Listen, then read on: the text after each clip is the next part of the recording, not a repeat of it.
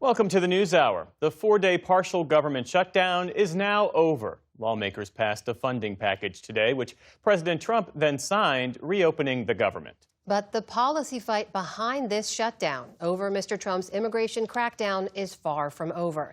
And the government has given itself just a small window of borrowed time.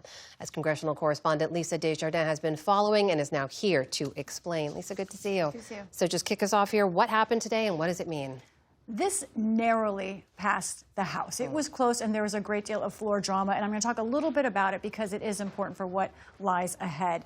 The House does have the narrowest majority, just a one-vote majority for Republicans in history, and that was a factor today in an hour or so that this bill was actually failing on the House floor. Here's why. There were 5 Republicans who House Speaker Johnson needed to vote yes. They either weren't voting or were voting no. Most of them were trying to use this as leverage to try and get a voter ID law passed. But one of them, John Rose of Tennessee, notably, the Speaker said his problem was he's running for the governor of Tennessee and wants some more help from President Trump. This is a major funding bill, and yet it was held up for that. Now, this is important because, as you say, now we still have a period of time where DHS itself is not funded. This is just a short-term patch. So, again, what happened today was this law fully funds most agencies in government except for the Department of Homeland Security, which has 10 days worth of funding. During those 10 days, lawmakers are supposed to negotiate a deal on ICE and CBP. But those frustrated Republicans today,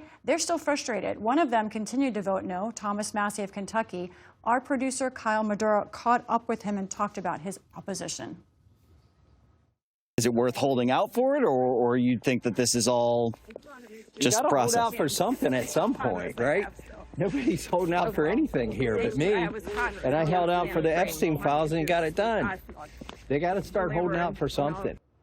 You hear that? They got to start holding out for something. There's only 10 days left until the next funding wall hits. This was difficult, but I also want to say they did manage to get funding passed, mostly in a bipartisan way. And notably, the appropriations process was starting to work until it had this holdup. I hear you saying 10 days. That is a very short window to reach some kind of deal when it comes to federal agents and ICE conduct. What do you know about those talks? We had a lot of time working on this today. Let's look at the rough contours of where we are. Democrats haven't presented one specific plan, but here's what some of the Democrats are demanding. They want body cameras.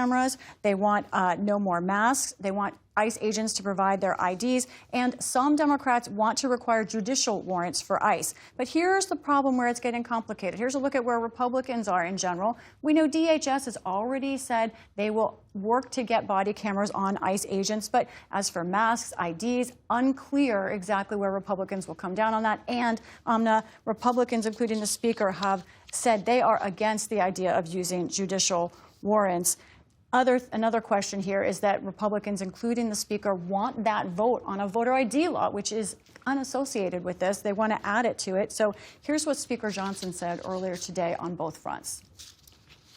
This is a big priority for not just House Republicans, but for the American people. And we will continue to attach this to legislation and send it over. And it will be part of the discussion over the next couple of weeks, and we'll see how all that shakes out. But I suspect that some of the changes, the procedural modifications with ICE, Immigration and Customs Enforcement, will be codified. I mean, they've said that they're willing to do some of this, and so we'll see how it comes out. That was big news, willing to codify some of this, what Democrats want. As for what they want exactly, Chuck Schumer, the Democratic leader of the Senate, said today he's ready to make the next move. The House vote just passed, and we're going to present a serious proposal, detailed along the outlines of what we have talked about, to the Republicans, both in the Senate, the House, and the White House, very shortly.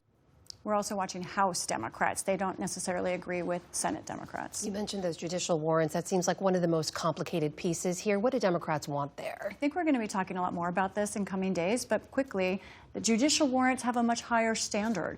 They have to go through a judge, through a court, and that's why Democrats want them. They want someone independent of ICE reviewing that warrant process. However, Republicans say, no, that's too high of a standard in this situation. That's going to be a major point of debate. So bottom line for today, Lisa, when do we expect the full government to reopen? Imagine this. Right now, the government is reopening. As you said, President Trump signed the law. Those many workers who didn't show up today, who had a brief furlough, they will be back tomorrow. But again, stay tuned, because the Department of Homeland Security, which is a very large agency, their fate still awaits another wall in just 10 days. More talks ahead. Lisa Desjardins covering it all. Thank you. You're welcome. Support journalism you trust. Support PBS News. Donate now, or even better, start a monthly contribution today.